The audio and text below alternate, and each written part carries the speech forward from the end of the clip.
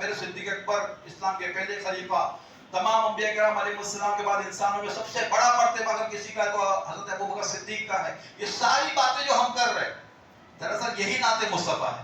اسی طرح ہم حضرت عمر فاروق کا بیان کر، اوصاف بیان کرے، حضرت عثمان غنی رضی اللہ عنہ کی شان بیان کرے، حضرت علی کرم اللہ تعالی وجہ کی شان بیان کرے، حضرت امیر معاویہ رضی اللہ تعالی عنہ کی شان بیان کرے، یا کسی بھی صحابہ کی شان بیان کرے، تو یہ صحابہ کرام علیہ رضوان کی منقبت تو ہے ہی، اس کے ساتھ ساتھ یہ نعت مصطفیٰ بھی کہ ان سب کو جو بھی شان ملی، جو بھی رتبہ ملا، یہ جتنے بھی مراتب فائز ہوئے، یہ سب سرکار عالی وقار مکی مدنی تاجدار صلی اللہ تعالی علیہ وسلم کی بدولت ہی نصیب ہوئے. ایک تو ہم نے اس شعر سے یہ سیکھا کہ کمالات صحابہ جو ہے دراصل میں یہی نعت مصطفیٰ ہے، اور دوسری جو چیز سیکھی نا وہ یہ کہ امیر معاویہ یہ فنا فی الرسول ہے، یہ رسول کی محبت فنا ہونے والی شخصیت ہے. کیسے؟ تو دوسری بات ہمیں یہ معلوم ہوئی کہ امیر معاویہ یہ فنا فی الرسول کے بلند درجے پر فائز تھے کہ بظاہر ملک شام کو دارالحکومت حضرت امیر معاویہ رضی اللہ تعالیٰ نے بنایا ہے نا. یہی بات ہوئی کہ جب اسلام کے پہلے خلیفہ بنے آپ تو آپ کی جو حکومت تھی ملک شام تک پہنچی. بظاہر تو یہی تھا کہ حضرت امیر معاویہ رضی اللہ تعالیٰ عنہ یہ اسلام کے پہلے خلیفہ اور بادشاہ بھی یہی ہے. ظاہر میں بادشاہ بھی امیر معاویہ رضی اللہ تعالیٰ ہی تھے، تخت پر آپ ہی بیٹھا کرتے تھے، سارے فیصلے آپ ہی کیا کرتے تھے، مگر اللہ پاک فرماتا ہے وہ ملکہ بالشام، مطلب یہ کہ یہ بادشاہت، یہ سلطنت جس کے امیر ظاہر میں امیر معاویہ رضی اللہ تعالیٰ عنہ ہے، یہ بادشاہت اصل میں امیر معاویہ رضی اللہ تعالیٰ کی نہیں، بلکہ یہ بادشاہت مصطفیٰ جان رحمت شم بزم ہدایت صلی اللہ تعالی وسلم کی ہے.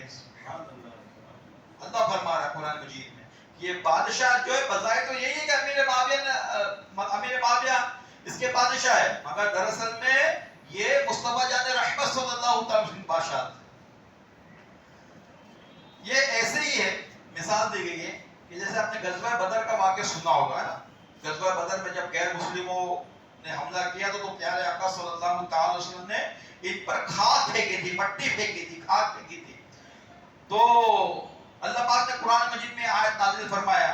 قرآن مجید میں اللہ تعالی ارشاد فرماتا ہے پارہ 9 سورہ انفال آیت نمبر 17 میں وما رمیتا اذ رمیتا ولکن اللہ رما.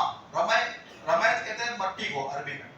اللہ تعالی ارشاد فرماتا ہے کہ اے حبیب جب آپ نے کھاد پھینکی تو آپ نے نہ پھینکی تھی بلکہ اللہ نے پھینکی تھی. یہ غزوہ بدر کا واقعہ، یہ غزوہ بدر جب ہوا تھا غیر مسلموں نے جب حملہ کیا تھا تو پیارے آقا صلی اللہ تعالی وسلم ان پر مٹی پھینکی تھی، کھاد پھینکی تھی. تو اللہ فرماتا کہ اے حبیب وہ مٹی تم نے نہیں پھینکی تھی، دراصل وہ مٹی ہم نے پھینکی تھی.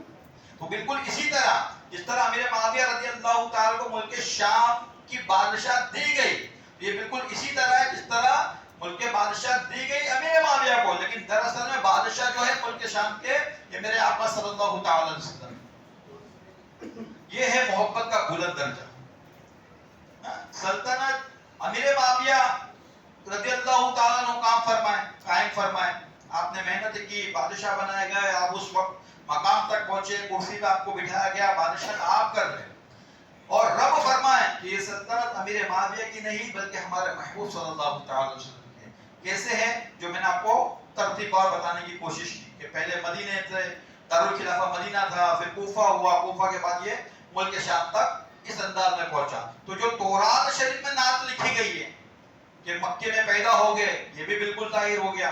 مدینے میں طیبہ میں آپ ہجرت فرمائیں گے، یہ بھی سب جانتے ہیں. لیکن ملک شام کی جو بات تھی نا، کیونکہ ظاہر جو آپ کی 63 سالہ زندگی تھی میرے آقا صلی اللہ تعالی وسلم کی، اس وقت ملک بادشاہ پیارے آقا صلی اللہ علیہ وسلم کی ملک شام تک نہیں تھی.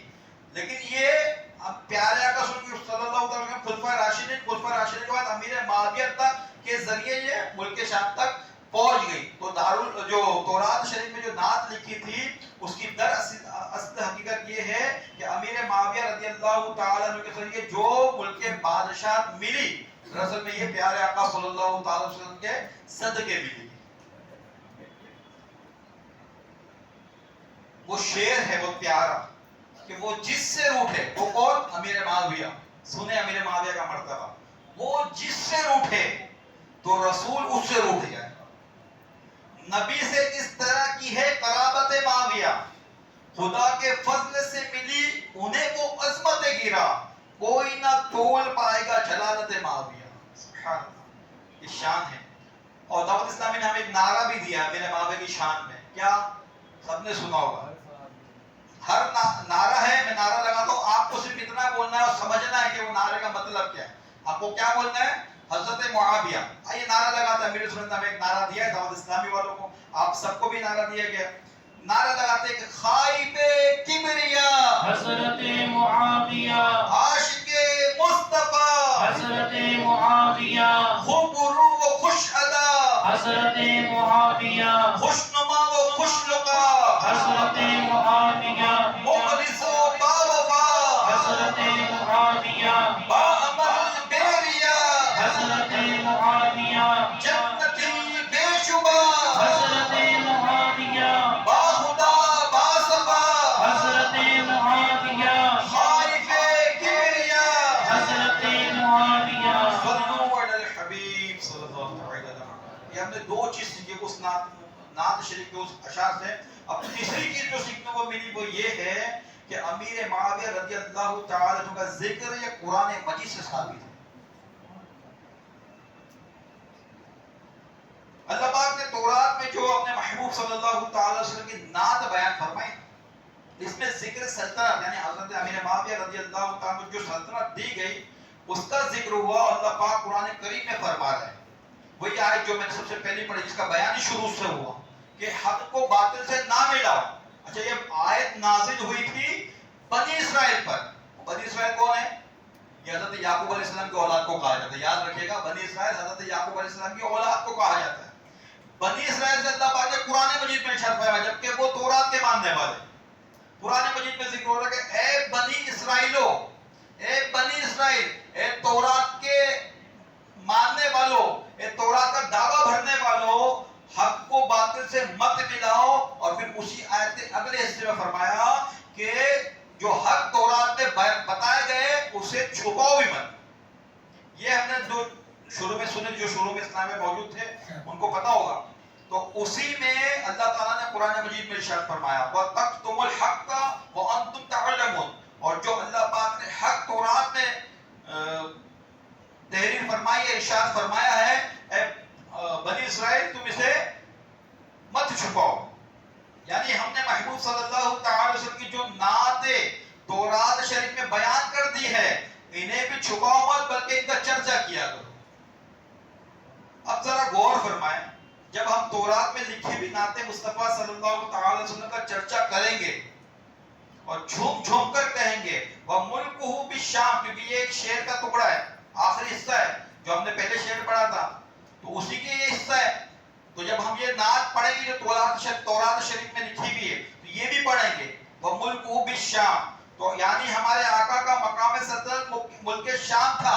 تو اب ذرا بتائیے جب ہم یہ نعت پڑھیں گے تورات شریف کی، یہ چرچا کس کا ہو رہا ہے؟ یہ کس کی بادشاہت کا بیان ہو رہا ہے؟ یہ کس کی بادشاہت کا بیان ہو رہا ہے؟ یہ کس کی سلطنت کا بیان ہو رہا ہے؟ ہاں یہ حضرت امیر معاویہ رضی اللہ تعالیٰ کی سلطنت کا ذکر ہو رہا ہے جو کہ قرآن شریف میں موجود ہے، جو ہم نے ابھی پوری تفصیل سے سنا. تو قرآن شریف میں امیر معاویہ کا ذکر بھی اس انداز میں کیا گیا.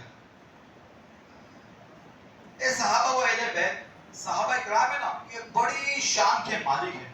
کسی بھی صحابہ کی گستاخی مت کیجیے گا، اور نہ اگر کہیں گستاخی ہو رہی تو اس جگہ بیٹھیے گا بھی مت. بہت پیاری مدنی پھول لکھا ہوا ہے، بہت غور سے سنیے گا. اے عاشقان صحابہ و اہل بیت، صحابہ اکرام علیہ الرضوان تو وہ ہے کہ اللہ پاک نے انہیں معیار ایمان قرار دے دیا ہے.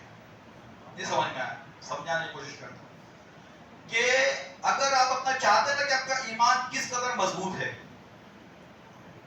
تو آپ صحابہ کرام علیہ السلام نے جس طرح اپنے صحابہ کرام علیہ الرضوان نے جس طرح اپنی زندگی گزاری نا، ان کے نقشے کے نام پہ چلنے والے بنتے ہیں تو آپ کو پتہ چلے گا آپ کا معیار ایمان یعنی آپ کا ایمان کس قدر ہے، ہلکا ہے کہ مضبوط ہے. یعنی اگر آپ صحابہ کے ماننے والے ہی نہیں ہیں، صحابہ کو مانتے نہیں، یعنی آپ کا ایمان بالکل کمزور ہے. اور اگر آپ صحابہ کے ماننے والے ہو، صحابہ نے جو ارشاد فرمایا کہ میرے آقا نے یوں فرمایا آپ بھی ایسا کرو، میرے آقا نے یوں کیا ہم نے دیکھا ہے اپنی آنکھوں سے اور ہم نے اپنی زندگی میں اس کو بھی نافذ کر دیا، آپ بھی ایسا کرو. اگر آپ صحابہ کے ماننے والے بن گئے تو آپ کا ایمان یہ مضبوط ہے. یعنی صحابہ اکرام علیہ رضوان یہ آپ کے اور تیرے لیے معیار ایمان رکھتا ہے. ہمارا ایمان کس قدر مضبوط ہے کس قدر کمزور ہے یہ صحابہ سے ہمیں پتہ چلتا ہے.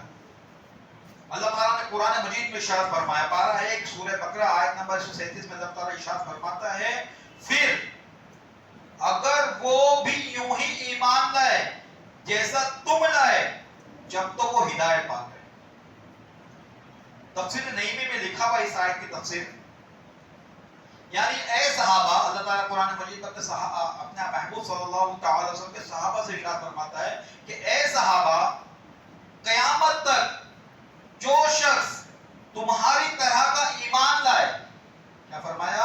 اے صحابہ قیامت تک جو شخص تمہاری طرح ایمان لائے، یعنی مجھے، اللہ پاک فرمانا یعنی مجھے، یعنی اللہ پاک کو، میرے رسولوں کو، میری کتابوں کو اسی طرح مانے جیسا تم نے مانا، تب تو وہ ہدایت پر ہے. اور اگر سب کچھ مانے مگر تمہاری طرح نہ مانے تو وہ گمراہ کا گمراہی ہے. کتنی بڑی بات ہے. یعنی صحابہ نے جس طرح مانا اسی طرح ماننے کے لیے شرط رکھ دی گئی. آپ اور میں اگر مانتے صحابہ بھی ہے، آپ میں مانتے اللہ بھی ایک ہے، اللہ کے رسول بھی ہے اور اللہ نے کتابیں نازل فرمائی ہے، یہ بھی ہم مانتے ہیں، مگر ایسا نہیں مانتے جیسے صحابہ نے مانا، تب تو ہم گمراہ کے گمراہی. لیکن اگر ویسا مانتے ہیں جیسے صحابہ نے مانا کہ اللہ ایک ہے، تمام جو بھی رسول تشریف لائے یہ سب اللہ کے رسول ہے اور جتنی بھی کتابیں اللہ پاک نے اپنے نبیوں کو اتارا یہ حق ہے، اور جس طرح صحابہ نے مانا ہم بھی اس کو مانتے، تو اللہ فرماتا کہ وہی ہدایت پانے والے ہیں، ورنہ یہ بھی گمراہ ہے. تو اے صحابہ تم، اللہ پاک فرماتا کہ اے صحابہ تم جنات کی جماعتیں اور انسانوں کے ایمان کی کسوٹی ہو. یعنی جس طرح تم نے مانا اگر یہ بھی مان لیے تو اب دیکھا جائے گا کہ اگر جس طرح صحابہ نے مانا تھا بندہ بھی ویسے ہی مان رہا ہے تو اب یہ ایمان کی کسوٹی کو ناپی جائے گی. ایمان ناپنے کی کوئی کسوٹی ہے نہیں، مگر اللہ تعالیٰ نے قرآن مجید میں ارشاد فرمایا کہ جس طرح صحابہ نے مانا ویسا یہ بھی مانیں گے تو اب یہ آپ کے لیے معیار ایمان رکھ دیا گیا. اللہ اکبر. غور فرمائیے کہ صحابہ کرام علیہ رضوان جو ہمارے ایمان کی کسوٹی ہے، جنہیں دیکھ کر، جن کی سیرتیں پڑھ کر، جن کے احوال و انداز جان کر ہم نے اپنا ایمان مضبوط کرنا ہے، کیا انہیں کا ذکر خیر نہیں کیا جائے گا؟ بالکل کیا جائے گا. امیر معاویہ یہ بھی صحابی ہے، ان کے تعلق سے ہم نے پڑھا ہے، علماء کرام سے سنا ہے، تو جس طرح انہوں نے ارشاد فرمایا کہ میرے آقا نے یہ ارشاد فرمایا، میرے آقا نے ایسی اپنی زندگی بسر کی، تو آپ بھی ایسا کرو. اور جس طرح صحابہ نے مانا ہے ویسا ہی ماننے کا حکم اللہ پاک نے قرآن مجید میں بھی ارشاد فرمایا. تو کیا ان صحابہ کا ذکر نہیں کیا جائے گا؟ بالکل کیا جائے گا. اللہ پاک ہم سب کو بے عقلی سے محفوظ فرمائے. صحابہ کرام علیہ رضوان تو انبیاء کرام کے علیہ السلام کے بعد افضل ترین مخلوق ہے. تمام انبیاء کرام علیہ السلام کے بعد اگر سب سے افضل ترین مخلوق کوئی ہے تو یہ صحابہ کرام علیہ رضوان کی جماعت ہے. ان کے چرچے بھی کیے جائیں گے، ان کا ذکر خیر بھی ہوگا، ان کی نام کی مسجدیں بھی بنائی جائیں گی، ان کے ایام بھی منائے جائیں گے، ان کے عروس بھی منائے جائیں گے، اور انشاءاللہ العزیز ان کے نعرے بھی لگائے جائیں گے. آج تک نہ صحابہ کرام علیہ رضوان کا ذکر رکا ہے اور نہ قیامت تک رکے گا انشاءاللہ. معاویہ کی عظمتوں پہ جان و دل فدا کرو، معاویہ پہ منقبت لکھا کرو، پڑھا کرو، اور معاویہ کہا کرو، معاویہ کہا کرو. معاویہ سے پیار تھا، معاویہ سے پیار ہے، معاویہ کا ذکر خیر جا بجا کیا کرو اور معاویہ کہا کرو، معاویہ کہا کرو. بات تو ہے میرے معاویہ رضی اللہ عنہ شان میں گستاخیاں کرتے جائے. اے عاشقان رسول، حضرت امیر معاویہ رضی اللہ تعالیٰ عنہ کا مختصر تعارف بھی آپ کے پیش خدمت کرتا ہوں، آپ غور سے سنیے گا. حضرت امیر معاویہ یہ اول ملوک اسلام یعنی اسلامی تاریخ میں سب سے پہلے بادشاہ امیر معاویہ رضی اللہ عنہ، یہ ان کی بڑی قسمت، یوں کہہ لیں کہ یہ بڑے رتبے والے صحابی کہ یہ سب سے پہلے بادشاہ اسلام کے بنائے گئے۔ مکہ مکرمہ کے مشہور جو سردار تھے نا اس وقت کے، ان کا نام تھا حضرت ابو سفیان رضی اللہ تعالی عنہ، یہ بھی صحابی ہے، اور انہی کے صاحبزادے انہی کے بیٹے یہ امیر معاویہ ہے، یعنی حضرت امیر معاویہ کے والد ماجد کا نام یہ ابو سفیان ہے اور آپ کا نام معاویہ ہے، آپ کی کنیت یہ ابو عبد الرحمن ہے، اور ناصر الدین، ناصر کہتے ہیں مددگار کو، تو آپ ناصر الدین یعنی دین کے مددگار اور ناصر الحق، حق کے بھی مددگار، یہ آپ کے القابات ہیں، ناصر الدین اور ناصر الحق۔ حضرت امیر معاویہ رضی اللہ تعالیٰ عنہ یہ پیارے آقا مکی مدنی مصطفیٰ صلی اللہ تعالی علیہ وسلم کے اعلان نبوت فرمانے سے 5 سال پہلے مکہ مکرمہ میں پیدا ہوئے، یعنی بھی میرے آقا صلی اللہ تعالی علیہ وسلم نے اعلان نبوت نہیں فرمایا، آپ نے جب اعلان نبوت فرمایا تو اس سے 5 سال پہلے یہ آپ مکہ شریف میں پیدا ہوئے۔ آپ کا قد مبارک یہ دراز یعنی لمبا تھا، رنگت جو تھی آپ کی سفید اور خوبصورت تھی، شخصیت جو آپ کی رعب دار تھی، دکھنے میں پرسنالٹی دکھنے میں لگتا تھا کہ یہ کوئی بڑی شخصیت ہے۔ امیر معاویہ رضی اللہ تعالیٰ عنہ سر اور داڑھی مبارک میں مہندی لگایا کرتے تھے، بہت حلم والے تھے، بہت بردبار، بہت باوقار، اور اللہ پاک نے آپ کو مالدار بنایا تھا، لوگوں میں آپ سردار تھے، کرم فرمانے والے اور انصاف قائم کرنے والے آپ بادشاہ تھے۔ علامہ حسین بن محمد دیار مقری رحمت اللہ تعالیٰ علیہ فرماتے ہیں کہ حضرت امیر معاویہ رضی اللہ تعالیٰ عنہ رعاب و دبدبے والے اور دور اندیش یعنی کام کے انجام پر نظر رکھنے والے۔ حضرت حسین علامہ حسین بن محمد دیار مقری فرماتے ہیں کہ امیر معاویہ یہ رعاب و دبدبے والے اور دور اندیش والے اور بہت بہادر، سخی اور بردبار بادشاہ تھے۔ حضرت امیر معاویہ رضی اللہ تعالیٰ عنہ نے صلح حدیبیہ کے دن یعنی 6 ہجری میں اسلام قبول کیا۔ صلح حدیبیہ کے بھی واقعات میں سنے ہوں گے، اور وہ کئی جو عمرہ اور حج کے لیے جاتے ہیں اس مقام پر بھی جاتے ہیں۔ صلح حدیبیہ کا جو واقعہ پیش آیا تھا اسی دن 6 ہجری میں آپ نے اسلام قبول کیا۔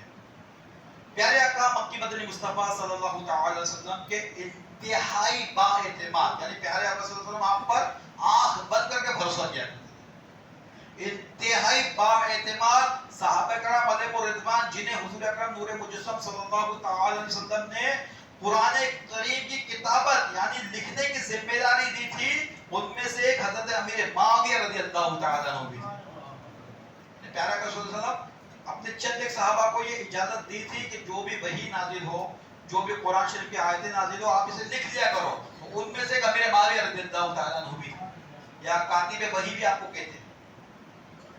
بلکہ امیر رسول فرماتے ہیں کہ امیر معاویہ کو اگر کسی نے یہ کہا کہ یہ صحابی نہیں ہے تو جب تک صحابیوں کی فہرست کمپلیٹ ہی نہیں ہوگی۔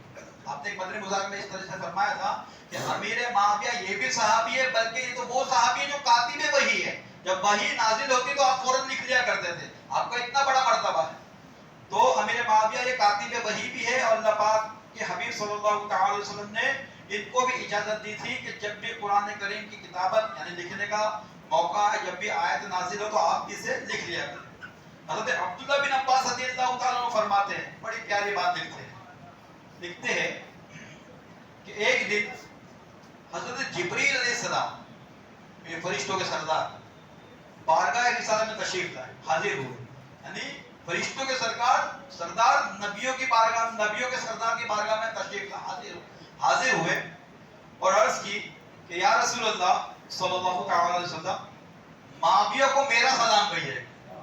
کون کہہ رہا ہے؟ جبریل امین علیہ السلام فرماتے ہیں کہ یا رسول اللہ معاویہ کو نا میرا سلام کہیے گا۔ کیوں؟ کیونکہ وہ کتاب اللہ یعنی قرآن کریم کے اور وحی کے امین ہے. سبحان اللہ. یار اس بھائیو جنتی صحابہ جنتی صحابی حضرت امیر معاویہ رضی اللہ تعالیٰ عنہ کو یہ ایک شرف بھی حاصل ہے کہ آپ پیارے آقا مدینے والے مصطفیٰ صلی اللہ تعالی علیہ وسلم کے زوجہ محترمہ ہماری آپ کی بلکہ قیامت تک آنے والی ساری امتیوں کے پیاری امی جان ام حبیبہ رضی اللہ تعالی عنہا کے سگے بھائی ہیں.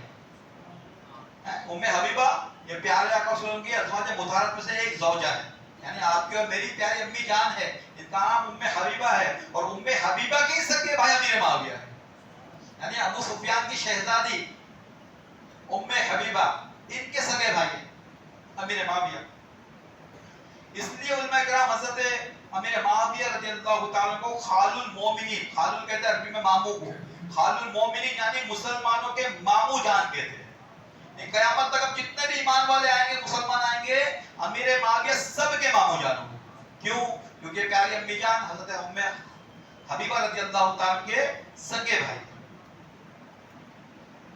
ابن عساکر میں ہے ایک دن پیارے آقا مدینے والے مصطفیٰ صلی اللہ تعالی علیہ وسلم ام المومنین حضرت ام حبیبہ رضی اللہ تعالیٰ نے کہا تشریف لائے, آپ کی زوجہ محترمہ تھی, آپ ان کے گھر تشریف لے گئے.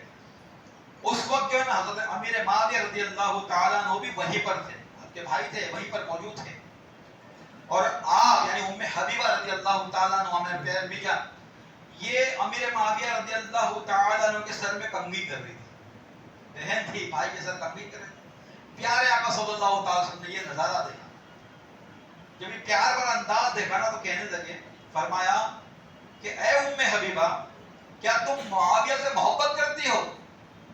سوال یہ پوچھا کیا تم معاویہ سے محبت کرتی ہو؟ تو امی جان ام حبیبہ رضی اللہ تعالی عنہا نے عرض کیا یہ تو میرے بھائی ہے, بھلا ان سے محبت کیوں نہ ہوگی؟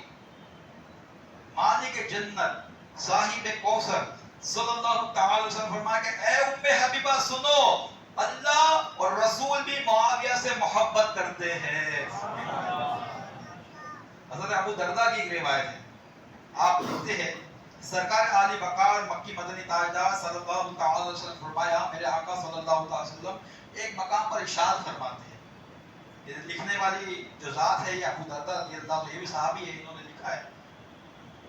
لکھتے ہیں کہ میرے آقا صلی اللہ تعالی وسلم نے فرمایا کہ اے ام حبیبہ معاویہ سے محبت کرو, بے شک میں معاویہ سے محبت کرتا ہوں اور میں اس شخص سے بھی محبت کرتا ہوں جو معاویہ سے محبت رکھتا ہے. جبریل امین بھی معاویہ سے محبت رکھتے ہیں اور میکائیل بھی معاویہ سے محبت رکھتے ہیں, اور اے ام حبیبہ جبرائیل اور میکائیل علیہ السلام کی محبت سے بڑھ کر اللہ پاک بھی ان سے محبت فرماتا ہے. شان ہے میرے معاویہ. حضرت عبداللہ بن عمر رضی اللہ تعالی عنہ سے روایت ہے, عبداللہ بن عمر جو ہے نا یہ حضرت عبداللہ بن عباس نہیں, عبداللہ بن عمر یعنی حضرت عمر کے شہزادے عبداللہ یہ روایت کرتے ہیں, فرماتے ہیں کہ غیب جاننے والے نبی رسول ہاشمی صلی اللہ تعالی علیہ وسلم یعنی میرے آقا صلی اللہ تعالی علیہ وسلم نے فرمایا ابھی تمہارے پاس ایک جنتی شخص آئے گا. یعنی یوں سمجھ لیجیے کہ صحابہ کرام علیہم الرضوان یہ تشریف فرما تھے, یعنی بیٹھے ہوئے تھے, اور پیارے آقا صلی اللہ تعالی وسلم واعظ و نصیحت فرما رہے تھے, آپ ان کی تربیت فرما رہے تھے صحابہ کرام علیہم الرضوان. تو فرماتے ہیں کہ ابھی نا تمہارے پاس ایک شخص آئے اور وہ جنتی شخص ہو. یہ بات ہی چل رہی تھی, لوگوں نے جب نظر اٹھا کے دیکھا تو وہ شخص حضرت امیر معاویہ رضی اللہ تعالیٰ عنہ. یہ دن گزر گیا, دوسرا دن آیا, پھر صحابہ کرام علیہم الرضوان کے درمیان پیارے آقا نے ارشاد فرمایا کہ ابھی ایک شخص آئے گا وہ بھی جنتی ہوگا. جب صحابہ نے نظر اٹھا کے دیکھی تو پھر حضرت امیر معاویہ رضی اللہ تعالیٰ عنہ دوسرے دن بھی تشریف لے آئے. دوسرا دن گزرا, تیسرا دن آیا, تیسرے دن بھی آپ نے یہی ارشاد فرمایا کہ اے صحابیوں تمہارے پاس ابھی ایک جنتی شخص آئے گا. جب صحابہ نے نظر اٹھا کے دیکھی تو تیسرے دن بھی حضرت امیر معاویہ رضی اللہ تعالیٰ عنہ تشریف لے آئے. ایک روایت میں کہ حضرت عبداللہ بن عمر رضی اللہ تعالیٰ عنہما فرماتے ہیں کہ پیارے آقا مکی مدنی مصطفیٰ صلی اللہ تعالیٰ علیہ وسلم نے حضرت امیر معاویہ کو فرمایا. اب یہاں کسی سب صحابہ کو نہیں بلکہ میرے آقا نے امیر معاویہ کی طرف اشارہ کیا اور فرمایا کہ اے امیر معاویہ میں تم سے ہوں اور تم مجھ سے ہو. کیا فرمایا کہ اے امیر معاویہ میں تم سے ہوں اور تم مجھ سے ہو. پھر آپ صلی اللہ تعالی علیہ وسلم نے تمام صحابہ کے درمیان اپنی دو انگلیوں کو ملا کر فرمایا کہ جنت کے دروازے پر تم میرے ساتھ اس طرح ہوگے. سبحان اللہ. یہ امیر معاویہ کی شان ہے. سبحان اللہ. صلو علی الحبیب صلی اللہ تعالی علی محمد صلی اللہ تعالی علیہ وسلم.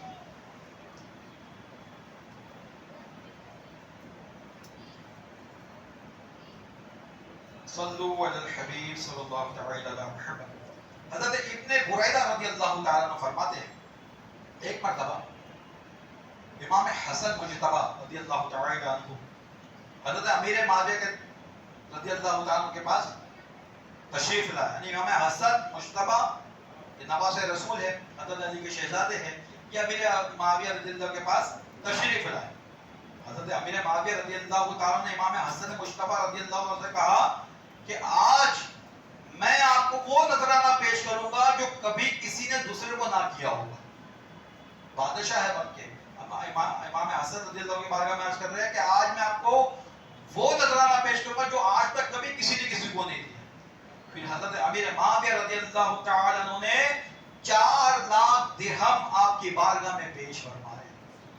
مالدار شخص تھے, بادشاہ تھے. مشہور مفسر قرآن حکیم الامت مفتی احمد خان نعیمی رحمت اللہ تعالی نے نقل فرماتے ہیں کہ ایک بار حضرت امیر معاویہ رضی اللہ تعالی عنہ نے امام حسن مجتبی رضی اللہ تعالی عنہ کی خدمت میں 40 کروڑ رقم بطور نذرانہ پیش کیا تھا. 40 کروڑ آپ نے نذرانے میں یہی امام حسین کی بارگاہ میں پیش کر دیا. جب امام حسن رضی اللہ تعالی عنہ حضرت امیر معاویہ رضی اللہ عنہ کے پاس آتے نا تو امیر معاویہ رضی اللہ تعالی عنہ انہیں اپنی جگہ بٹھا دیتے تھے. اس قدر آپ سیدزادوں کی احترام کیا کرتے تھے. امام حسن تشریف لائے, امیر معاویہ اپنی جگہ سے اٹھ گئے اور آپ اپنی جگہ پر ان کو بٹھا دیا کرتے تھے. خود سامنے ہاتھ باندھ کر کھڑے ہو جاتے تھے اور پوچھتے کہ حضور میرے لائق کچھ خدمت ہے تو آج ارشاد فرمائیں. کسی نے پوچھا کہ امیر معاویہ آپ ایسا کیوں کرتے ہیں؟ تو امیر معاویہ رضی اللہ عنہ فرمایا کہ امام حسن مجتبی رضی اللہ تعالی عنہ یہ ہم شکل مصطفیٰ صلی اللہ تعالی علیہ وسلم ہے. میرے آقا صلی اللہ تعالی علیہ وسلم کی جو شکل ہے یہ امام حسن رضی اللہ عنہ کی دونوں کے آپس میں ایک دوسرے جیسی شکل نظر آتی ہے. تو امیر معاویہ اسی لیے امام حسن رضی اللہ تعالی کی یہ عزت فرمایا کرتے تھے, اس کا احترام کیا کرتے تھے. حضرت محمد بن یعقوب رضی اللہ تعالی عنہ فرماتے ہیں حضرت امیر معاویہ رضی اللہ تعالی عنہ کی جب بھی امام حسن مجتبی رضی اللہ تعالی عنہ یا امام حسین رضی اللہ تعالی عنہ سے ملاقات ہوتی تو استقبال کرتے ہوئے فرماتے مرحبا و اہلا یا ابن رسول اللہ, یعنی خوش آمدید اے شہزاد مصطفیٰ, خوش آمدید اے شہزاد مصطفیٰ صلی اللہ تعالی علیہ وسلم. پیارے اسلامی بھائیو, جنتی صحابی حضرت امیر معاویہ رضی اللہ تعالی عنہ یہ اس ظاہری دنیا میں 78 سال 78 ایئرس آپ نے اس دنیا میں تشریف فرما ہے. آپ کی جو ظاہری عمر تھی یہ 78 سال کی تھی. آخر 60 ہجری 60 ہجری یعنی 6 ہجری کو آپ نے اسلام قبول کیا اور 60 ہجری کو رجب المرجب کے مبارک مہینے میں جمعرات کے دن اسی دنیا سے آپ رخصت ہوئے. یعنی یہی مبارک مہینہ جو جاری و ساری ایسے کی قریباً 20 یا 22 تاریخ کو 22 تاریخ کو اس مبارک مہینے کی 22 تاریخ کو آپ کا یہ یوم آتا ہے. تو آپ اسی مبارک مہینے کی 22 تاریخ کو جمعرات کے دن اس ظاہری دنیا سے 78 سال 78 ایئرس کی عمر میں آپ نے پردہ فرمایا. آپ کا مزار مبارک جو ہے دمشق میں بابو صغیر کے پاس ہے. آپ کے مزار مبارک کے ارد گرد ایک عالیشان عمارت تعمیر کی گئی ہے. ہر پیر اور ہر جمعرات کو مزار مبارک کھولا جاتا ہے اور خاص و عام مزار خاص و عام مزار مبارک پر حاضری کی سعادت بھی پاتے ہیں۔ اللہ کریم ہم سب کو بھی امیر معاویہ رضی اللہ تعالیٰ عنہ کی بارگاہ کی حاضری نصیب عطا فرمائے۔ تو آنے والی 22 تاریخ کو جو ہے آپ کا عرس منایا جاتا ہے، ہر سال منایا جاتا ہے، آپ بھی ہو سکے تو امیر معاویہ کی بارگاہ میں خراج عقیدت پیش کرتے ہوئے فاتحہ خوانی کا، جتنا بھی اللہ نے آپ کو نوازا ہے، فاتحہ خوانی اپنے گھروں میں ضرور کیجیے گا، اور ہو سکے تو جو ہفتہ وار ہمارے اجتماعات ہوتے ہیں یا جہاں بھی ہمارے اجتماعات وغیرہ ہوتے ہیں، اس میں بھی لنگر وغیرہ کی ترکیب ہوتی ہے۔ امیر معاویہ کی شان میں، امیر معاویہ کی بارگاہ میں اگر آپ احسان کرنا چاہتے ہیں تو یہاں پر جو لنگر ہوتا ہے اس میں بھی آپ اپنا حصہ ضرور ملا سکتے ہیں۔